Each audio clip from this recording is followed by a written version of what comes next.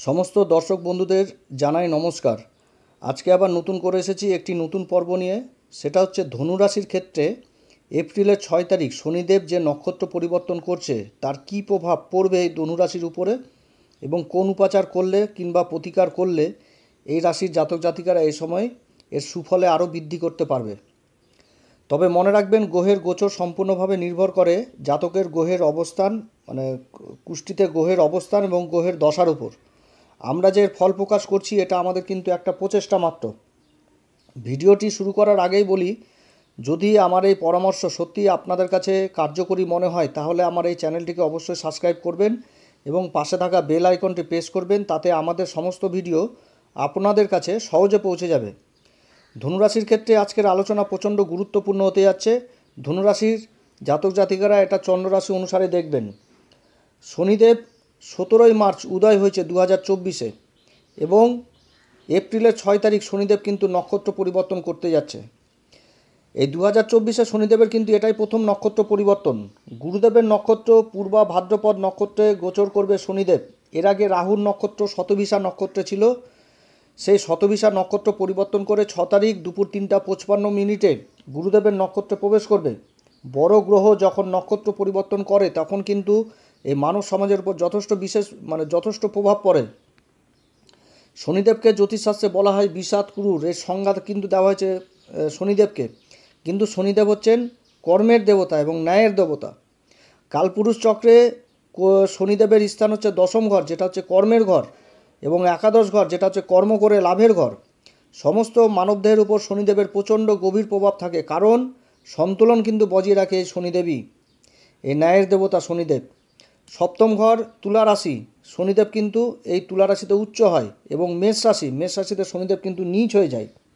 শনি যদি কেন্দ্র ত্রিকোণে অবস্থান করে, কিংবা মিত্র ঘরে অবস্থান করে, কিংবা 3, 6, 11 ঘরে অবস্থান করে, কিংবা যদি শনির উপরে গুরুর দৃষ্টি পড়ে, তাহলে কিন্তু এই সমস্ত জাতকরা খুব উপরে উঠে সমাজে মান সম্মান প্রতিষ্ঠা লাভ করে এবং সমাজে উচ্চ পর্যায়ের লোকেদের সাথে মেলামেশা করে এবং মান সম্মান লাভ করে। কিন্তু যদি শনিদেব আবার বিপরীতে থাকে তাহলে কিন্তু জাতকের জীবন খুব কষ্টদায়ী হয়। প্রত্যেকটা পদক্ষেপ কিন্তু বাধাপ্রাপ্ত হয়। কোনো কাজ করতে গেলে একেবারে শেষ হয় না, বাধা, কাজের শুরুতেও বাধা, শেষেও বাধা, সব বাধা এরকম অবস্থা হয়। এবং জাতকের মান সম্মানও হানাহানি করে, কোর্ট কেস মোকদ্দমা কিছুই বাদ থাকে না, কিন্তু সব জাতকের ওপর পড়ে। এক কথায় বলতে গেলে জীবন খুব কষ্টকর হয়ে ওঠে। পূর্বা ভাদ্রপদ নক্ষত্র হচ্ছে কুম্ভ রাশিতে 20 ডিগ্রি থেকে মীন রাশিতে 3 ডিগ্রি 20 মিনিট পর্যন্ত থাকে। 6 এপ্রিল শনিদেব 20 ডিগ্রিতে প্রবেশ করবে, যার ফলে পূর্বা ভাদ্রপদ নক্ষত্রে কিন্তু অবস্থান করবে, এবং এখানে 2025 সালের 28 এপ্রিল পর্যন্ত অবস্থান করবে। তবে মাঝখানে কিন্তু আবার শনিদেব কিন্তু বক্রি হচ্ছে, তো যে সময় বক্রি হবে সে সময় আবার আলোচনা করব। পূর্বা ভাদ্রপদ নক্ষত্র 3টি শব্দ দিয়ে তৈরি, পূর্বা, ভাদ্র আর পদ। পূর্বা কথার অর্থ হচ্ছে প্রথমে আসা, ভদ্র কথার অর্থ হচ্ছে সজ্জনকারী, শুভ কল্যাণকারী অথবা ভাগ্যের বৃদ্ধিকারী বোঝায়, এবং পদ কথার অর্থ হচ্ছে স্টেপ কিংবা চরণ। অর্থাৎ পূর্বা ভাদ্রপদ নক্ষত্রের অর্থ হচ্ছে ভাগ্য বৃদ্ধির চরণ। অতএব এই যে ভাগ্য বৃদ্ধির চরণ, এই জিনিসটার মধ্যেই কিন্তু অনেক কিছু লুকিয়ে রয়েছে ধনুরাশিদের জন্য। মানে ধনুরাশিদের জন্য এই নক্ষত্রের শনিদেবের গোচর এত সুন্দর একটা পরিবেশ নিয়ে আসতে যাচ্ছে, যেটা কল্পনা ভাবলেও ভাবা যায় না। এত সুন্দর একটা সময় আসছে ধনুরাশিদের জন্য। অজ হচ্ছেন এই নক্ষত্রের অধিপতির দেবতা, এবং এই নক্ষত্রের অধিপতি হচ্ছেন গুরু বৃহস্পতি। তো শনিদেব এই নক্ষত্রে গোচর করতে যাচ্ছে। আগে ছিল শতভিষা নক্ষত্র, আর শতভিষা নক্ষত্র ছিল রাহুর নক্ষত্র। শনিদেব যখন এই শতভিষা নক্ষত্রে ছিল তখন কিন্তু যথারীতি পাপ প্রভাবগুলো কিন্তু বেড়ে গেছিল, কিন্তু এবার 6 এপ্রিল নক্ষত্র পরিবর্তন করছে। ধনুরাশির ক্ষেত্রে শনিদেব হচ্ছেন 2য় ঘর এবং 3য় ঘরের অধিপতি। এই 3য় ঘরে কিন্তু শনিদেব কারক গ্রহ। 6 তারিখের পর যখন শনিদেব পূর্বা ভাদ্রপদ নক্ষত্র অবস্থান করবে তখন কিন্তু ধনুরাশিদের জন্য এক অভূতপূর্ব এক পরিবর্তন দেখা দিবে। এই পরিবর্তন ধনুরাশিদের পক্ষেই থাকবে। শনিদেবের 3টি দৃষ্টি, 3য় দৃষ্টি পড়ছে মেষ রাশির উপর, যেখানটাতে গুরুদেব বর্তমানে বসে রয়েছে, এবং 7ম দৃষ্টি পড়ছে ভাগ্যের ঘরে, যেখানটাতে হচ্ছে সিংহ রাশি। যার অধিপতি সূর্যদেব, এবং দশম দৃষ্টি পড়ছে দ্বাদশ ঘরে যেটা হচ্ছে বৃশ্চিক রাশি, যার অধিপতি কিন্তু মঙ্গলদেব। তো শনিদেবের 3টি দৃষ্টি পড়ছে শত্রু রাশির উপর।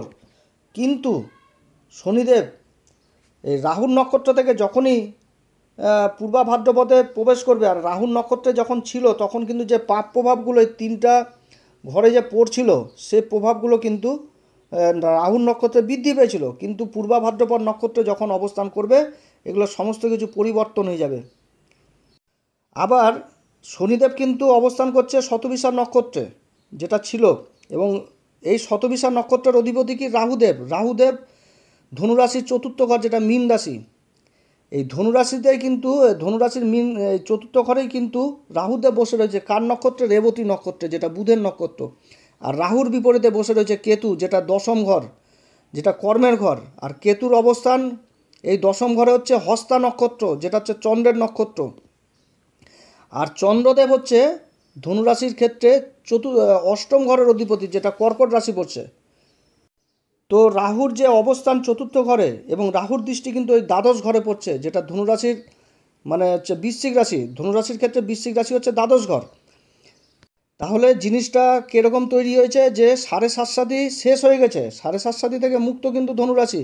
কিন্তু বর্তমানে যে গ্রহের অবস্থান, তাতে ধনুরাশির কর্মর দিকটা কিন্তু যথেষ্ট ভালো ছিল না। যা কর্ম করে আয় হচ্ছিল, তার থেকে বেশি খরচায় হয়ে যাচ্ছিল।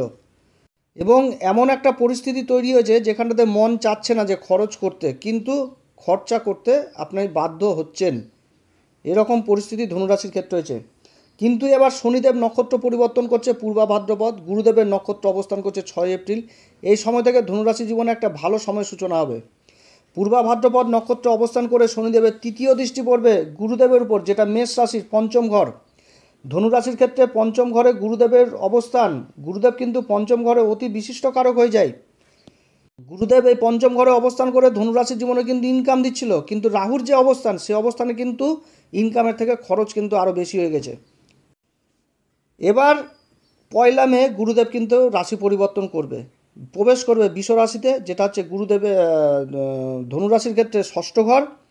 এই 6ষ্ঠ ঘরে অবস্থান করবে গুরুদেব, এবং গুরুদেবের 5ম দৃষ্টি পড়বে কর্মের ঘরে, যেখানেতে কেতুদেব রয়েছে। যাই হোক, এরপরে এটা নিয়ে আলোচনা করব, কিন্তু তাও একটু টাচ করে রাখি।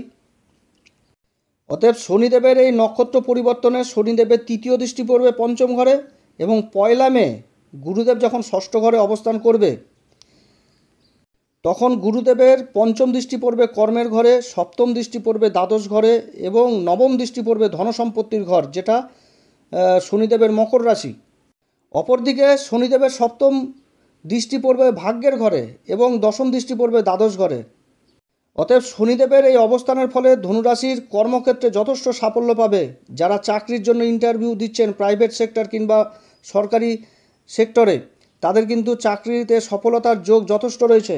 ইম্পোর্ট এক্সপোর্টের সাথে ব্যবসা যারা করছেন, যারা বিদেশের সাথে যুক্ত রয়েছেন, তাদের কিন্তু যথেষ্ট ভালো হবে এই সময়। বড় অর্ডার পাওয়ার সম্ভাবনা থাকছে, এবং ব্যবসার কাজে বিদেশ যাত্রাও হবে, এবং তার সাথে কিন্তু ব্যবসায় বড় একটা ইনভেস্টও হবে। এছাড়া যারা জমি জমা সংক্রান্ত সমস্যায় জড়িত ছিলেন, তাদের সমস্যার সমাধান হবে। শনিদেবের 3য় দৃষ্টি 5ম ঘরে পড়বে, যেটা হচ্ছে মেষ রাশি। এটা কিন্তু শনিদেবের নিচ রাশি, কিন্তু যেহেতু শনিদেব পূর্বা ভাদ্রপদ নক্ষত্রে অবস্থান করছে, আর পূর্বা ভাদ্রপদ নক্ষত্রের অর্থ হচ্ছে ভাগ্য বৃদ্ধির চরণ। অতএব এই সময় পিতামাতারা যে সন্তানদের নিয়ে দুশ্চিন্তায় ভুগছিলেন তাদের ভবিষ্যৎ নিয়ে, সেই দুশ্চিন্তার কিন্তু সমাধান হবে। সন্তানের শিক্ষা দীক্ষাতেও যথেষ্ট উন্নতি হবে, এবং ধনুরাশির মায়েরা সন্তান সুখ লাভ করবে সবাই। তবে এটাও মনে রাখতে হবে যে রাশির অধিপতি কিন্তু 6ষ্ঠে অবস্থান করছে। খাওয়া দাওয়ার দিকে যথেষ্ট খেয়াল রাখতে হবে, কারণ পেটের অসুখ হওয়ার কিন্তু বিশাল সম্ভাবনা রয়েছে। এই সময় শত্রুরাও আপনার কাছে পরাজিত হবে, কারণ আপনার জ্ঞানের দ্বারা, আপনার মুখের বাণীর দ্বারা আপনি শত্রুকে পরাস্ত করবেন, এবং তাদের মধ্যেও কিন্তু আপনি প্রশংসিত হবেন। কর্মের ঘরে কেতুর অবস্থান এবং গুরুর দৃষ্টি এই কেতুর উপর পড়ছে। যারা সরকারি কাজে যুক্ত রয়েছেন, তাদের এ সময় কিন্তু প্রমোশন হওয়ার বিশাল যোগ রয়েছে, এবং কর্মক্ষেত্রে বড় দায়িত্ব পাওয়ার যোগ রয়েছে, এবং নিজের পছন্দ মতন জায়গায় ট্রান্সফারেরও যোগ রয়েছে। যারা কর্মহীনতায় ভুগছিলেন, তাদের কিন্তু কর্মের জায়গাটা যথেষ্ট ভালো দেখা দিচ্ছে, এবং নতুন কর্ম পাওয়ার সম্ভাবনা যোগ রয়েছে এই সময়। যারা মিডিয়ার কাজে যুক্ত রয়েছেন, এছাড়া যারা সেলসের কাজে যুক্ত রয়েছেন তাদেরও কিন্তু কর্মে যথেষ্ট ব্যস্ততা বাড়বে এবং ভাগ্যের কিন্তু যথেষ্ট সহায়ক দিবে এবং প্রমোশন হওয়ারও বিশাল যোগ রয়েছে তাদেরও।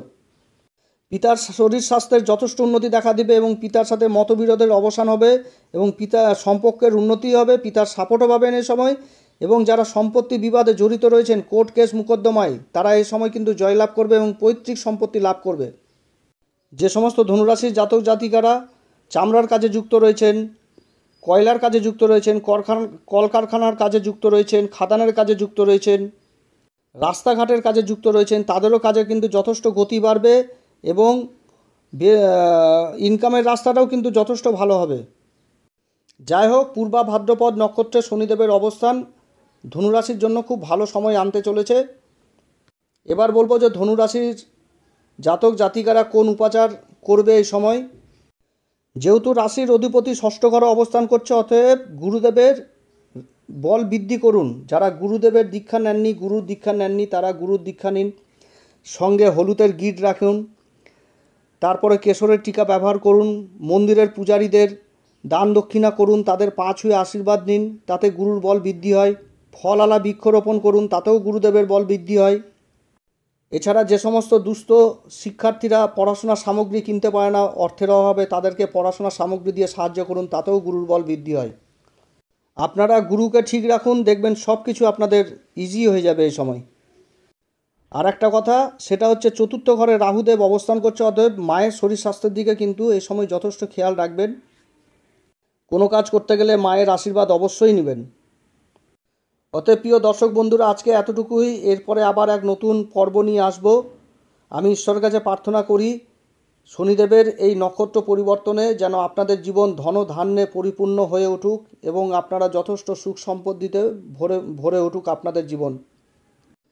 নমস্কার, ভালো থাকবেন। যদি আমার এই পরামর্শ সত্যিই কার্যকরী মনে হয় তাহলে আমার চ্যানেলটিকে অবশ্যই সাবস্ক্রাইব করবেন।